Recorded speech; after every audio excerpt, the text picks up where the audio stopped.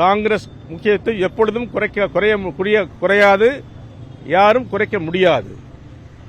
அன்னை இந்திரா காந்தி காலத்தில், பண்டித நேரு காலத்தில், தலைவர் ராஜீவ்காந்தி காலத்தில், அன்னை சோனியா காந்தி காலத்தில், தலைவர் எங்களுடைய இளந்தலைவர் எதிர்க்கட்சித் தலைவர் இருக்கிற ராகுல் காந்தி மிக சிறப்பாக இந்தியாவில் பணியாற்றிக் கொண்டிருக்கிறார்.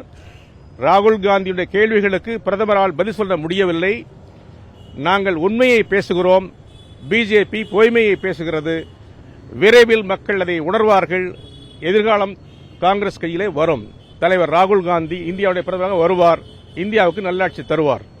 தமிழகத்தில் காமராஜர் ஆட்சி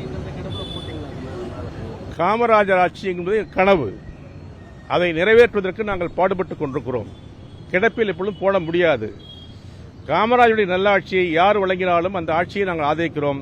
அதே நேரத்தில் காங்கிரஸ் கட்சியுடைய கனவாக எதிர்காலத்தில் காங்கிரஸ் கட்சி ஆட்சிக்கு வர வேண்டும் என்ற அடிப்படையில் காங்கிரஸ் கட்சியை கட்டமைத்துக் கொண்டிருக்கிறோம்.